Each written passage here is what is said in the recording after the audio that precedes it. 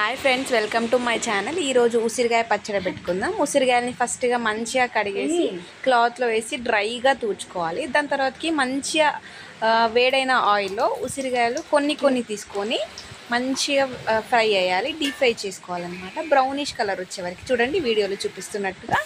తర్వాతకి మెంతులను తీసుకొని కొంచెం ఫ్రై చేయాలి. ఇంకా అట్లనే మెంతుల తర్వాతకి ఆవాలు కూడా అట్లనే కొంచెం లైట్గా ఫ్రై చేసుకోవాలి. ఆవాలను ఎక్కువ చేయొద్దు.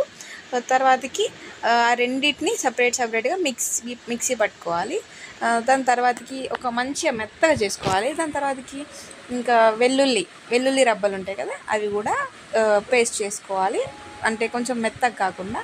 ఇంకా తర్వాతకి నెక్స్ట్ పోపులోకి ఎండుమిరపకాయలు, జీలకర్ర, వెల్లుల్లి రబ్బలు, ఇంకా ఆవాలు, ఇంకా మెంతులు 2 ఇవన్నీ చేసుకోవాలన్నట్టు.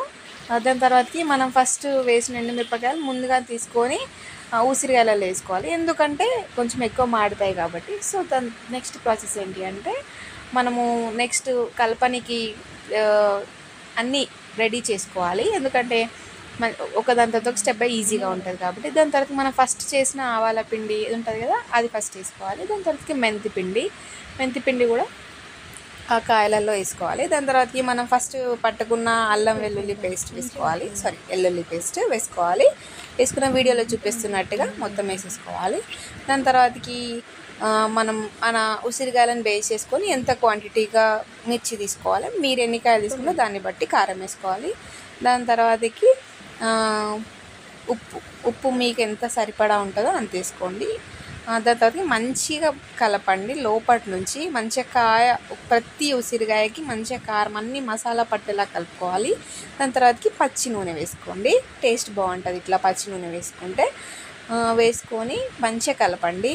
కలిపినాక ఫస్ట్ మనం పోపు వేసుకున్నాం చూడు, ఆయిల్ కొంచెం చల్లగా అయినాక, అంటే వేడి మీద వేయొద్దు, చల్లగా అయినాక ఇవన్నీ మనం వేసుకున్న పోపు దినుసులు మొత్తం వేసేసి బాగా కలుపుకోవాలి. నేను వీడియోలో చూపిస్తున్నట్టుగా ఇట్లా లోపల నుంచి మంచిగా కలపాలి. మంచిగా ముక్కకి ఉప్పు కారం మసాలాలు మంచిగా పడితే పచ్చడి చాలా టేస్టీగా ఉంటుంది, ఎక్కువసేపు నిల్వ ఉంటుంది. తర్వాతకి లాస్ట్లో వచ్చేసి ఇంకా మనం నిమ్మరసం పిండుకోవాలి, ఎక్కువ రోజులు ఉండేది మంచిగా. సో మీకు ఏమైనా ఉప్పు కారం తక్కువైతే నెక్స్ట్ డే మళ్ళీ వేసుకోండి. లాస్ట్కి మిగిలిపోయిన అన్నంతో కొంచెం టేస్టీ బాగుంటుంది కదా, ఇట్లా మిగిలిపోయింది.